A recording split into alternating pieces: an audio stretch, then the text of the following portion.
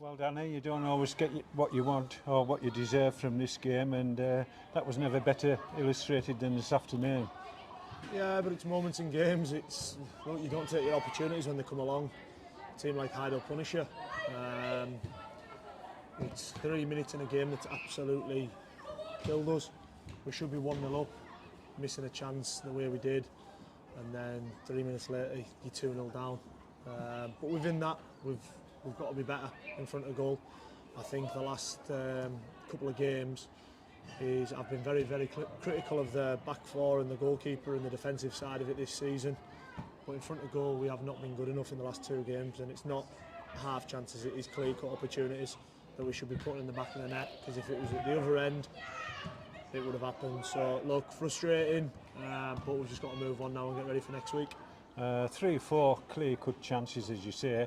What happened with the Stephen Rigg situation? Did he stand on the ball or just mistimed it? I think he's just mistimed it and gone with the wrong leg. I think he's gone with his left foot when he should just be putting it in with the right foot. I think obviously the goalkeeper's made 2 brilliant saves, one from Sam Everington in the first half and one from Jordan Little in the second half. We have a couple of one-on-one opportunities, and then there's one that Riggy does well with a header after Aaron makes a great cross, and for some reason we try and walk it into the goal instead of just putting it in the back of the net. So look, frustrating, really, really frustrating today, because as I've said to them in there, we've played probably the last 5 weeks, we've played 4 teams that will be looking in the promotion hunt, and I don't think if anybody was watching the games would say that we're 10-12 points below, places below them in the league. Yeah. I think that's the biggest frustration for me. We're so close, but yet we're so far, and we've just got to make sure that we don't let this season dwindle out and we continue to try and put a performance in that replicates us. And 2 clinical goals from the opposition that more or less secured the points just before half-time. Yeah, but again, second half, I think obviously we huffed and we puffed. They sat in the shape really well, invited us to keep the ball, which we did, and picked our moments. And even within that, we've had 3 or 4 really good opportunities. I think if we got the next goal, I think it'd have made it really interesting, because it's so hard to switch from that mentality of sort of sitting behind the ball and then all of a sudden trying to go and get after the game again. So look, ifs and buts. Congratulations to Hyde. I thought that they took their chances when it came along, and they're a good team. Look, we've got 4 players at the top of the pitch that will score goals, and we've been punished today for not taking our opportunity when it's come along. From a manager's perspective, would you rather play well and lose, or have a really awful day at the office and lose? Is there any difference? Is it just as frustrating either way? Yeah, look, I don't like losing. I hate losing at the best of times, but I'll always say if we can get the performance, I'm a big believer in if we can trust the process and keep playing well, the results will turn. I'm seeing lots of positives at the moment, but there's just little things that are creeping in at the moment that hopefully I've nipped today. We've had the conversation in the changing room today after the game that a few things that I've not been happy with, and fingers crossed that's the end of it and we can move on now.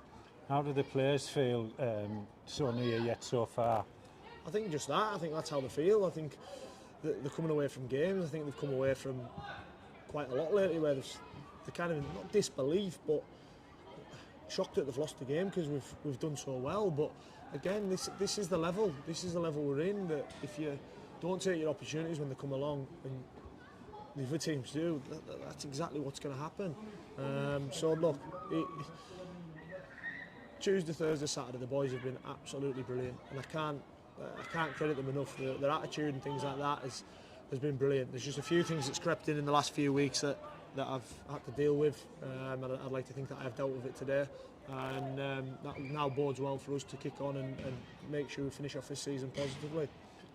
To compound our frustration, there's some weird results this afternoon, including wins for Atherton and the team we play next week, Bradford.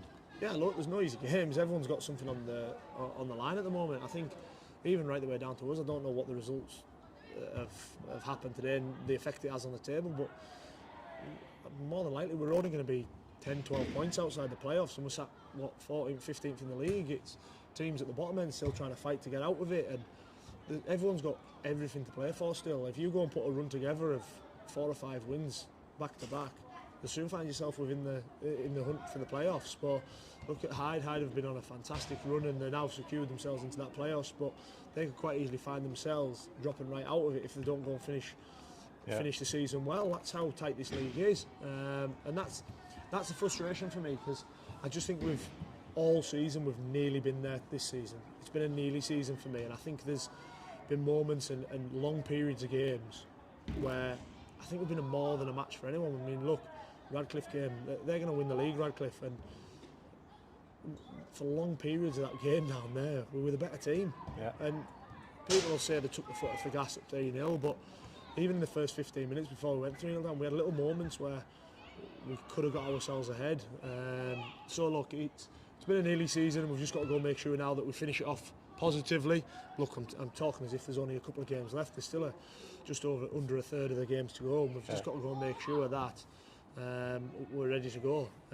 Obviously, we'll welcome back a few players next week. We'll lose one, and look, we've just got to build onto it now. There were one or two injuries. Jordan and Bobby came off. What's the situation with those two? Yeah, Bobby felt his hamstring. Fingers crossed we caught it early, but he says it doesn't feel good, so that's not looking great. But one we'll obviously look at on Tuesday. Jordan got a whack on his back. He also got a whack on his knee in the first half. So again, we've got to be precautionary with that one. So fingers crossed them two will be all right for next week. But it's not looking likely that Bobby will be all right there. And commiserations this afternoon.